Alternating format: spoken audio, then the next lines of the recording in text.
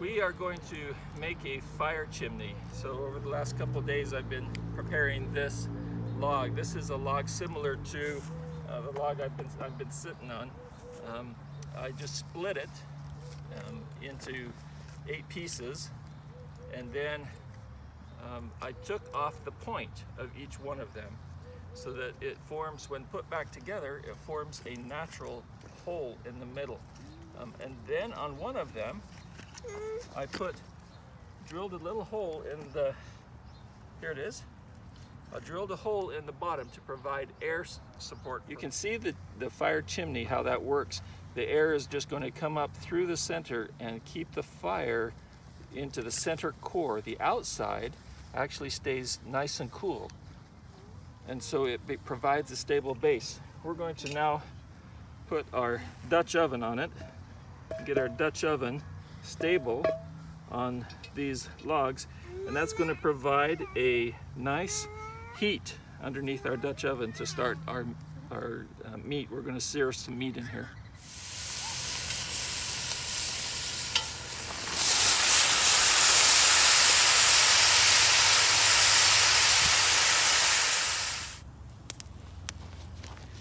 Now if we pull this off and look inside, oh, that looks good. We'll let that sit and continue cooking while we look at our Swedish fire chimney. You can see how it's still burning right up in the middle, and this is still touchable.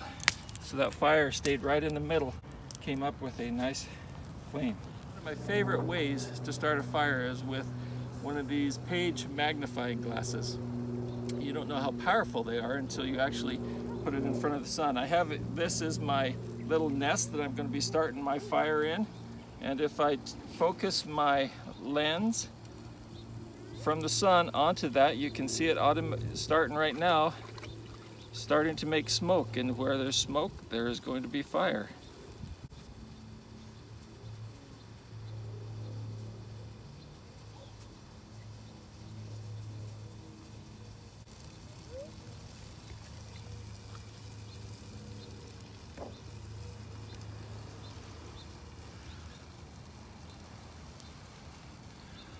There it is. It's going crazy. Another way to start a fire is to use some steel wool and a 9-volt battery. You can take your steel wool, which turns out is burnable, put it in your little, get it mixed in there really well, and then you see the sparks already.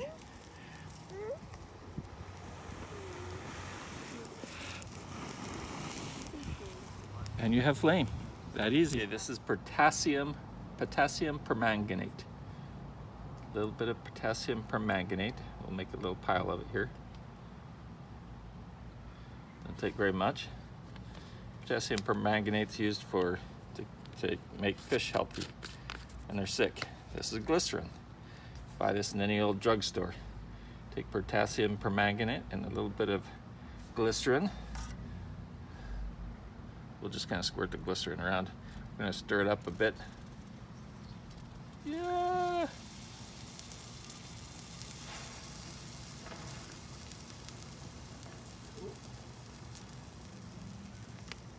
And we have fire.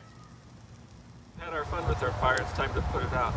This is our bucket of water that we've had all the time, and it's perfect for using to put the fire out.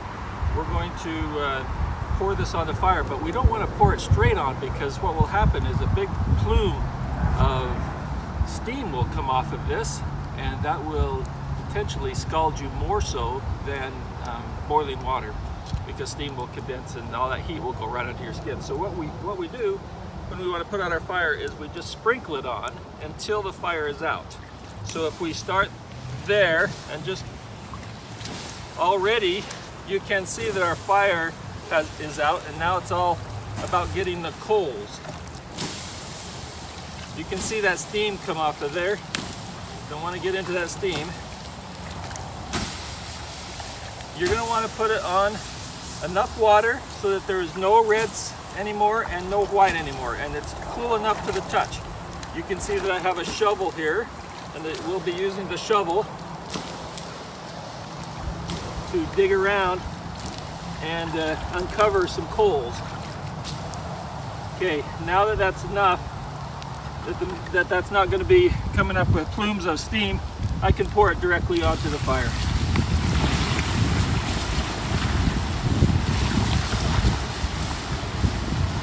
Another couple bucketfuls of water and we'll be done.